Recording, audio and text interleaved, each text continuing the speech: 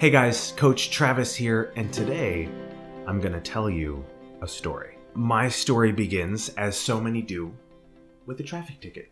This was hours away from home, speeding through this big open stretch of road. Cop pulls me over. He hands me this little slip of paper to sign to acknowledge that I got the ticket, and he tells me that the court's really backlogged, and he said, well, go ahead and wait like a few weeks. It might be like 4 to 6 weeks before you get it, but you'll get something in the mail, so just be patient. You'll get it when you get it. And so I promptly threw the ticket in the glove compartment, drove home, and for the next few weeks, every now and then I'd stop and think, wait, wasn't I supposed to pay a thing or wait for something? But obviously I was in no hurry to pay a ticket, and he told me to wait, so I waited. And I waited, and about 2 months went by. And then finally, I got a little something from the court in the mail that was letting me know that there was a warrant for my arrest because I had missed my court date.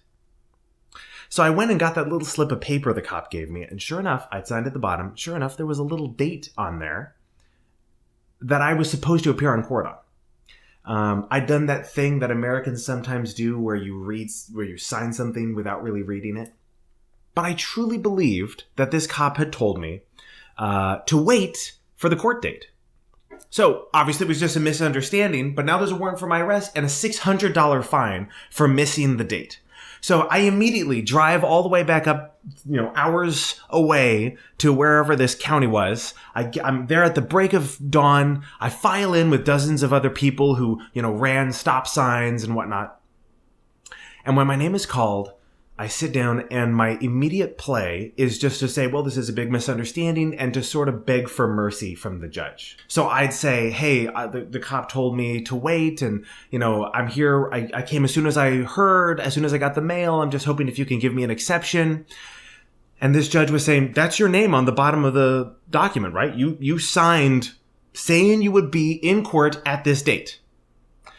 And I realized that her emotional goals, she wanted to have this feeling of logic. She wanted to be the one who was just executing. There's no exceptions. You do what you're told. You follow the jot and tittle. And so, of course, she wasn't going to make an exception for me. I tried everything. I begged. I pleaded. I explained. And the judge was sympathetic. She kind of commiserated. But she said, at the end of the day, you signed your name on a document that said you were going to be at court. You didn't go to court. You're going to have to pay the fine. But now I knew her emotional goal. So I got down really small.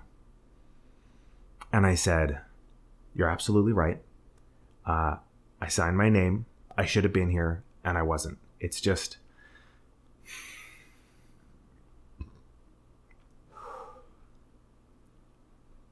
This is the first time I've ever been fined for complying with an officer of the law. The whole tone in the courtroom changed. I could hear all the people behind me, dozens of people waiting to be called, and they're all whispering to each other, and the bailiff is looking back and forth between me and the judge going,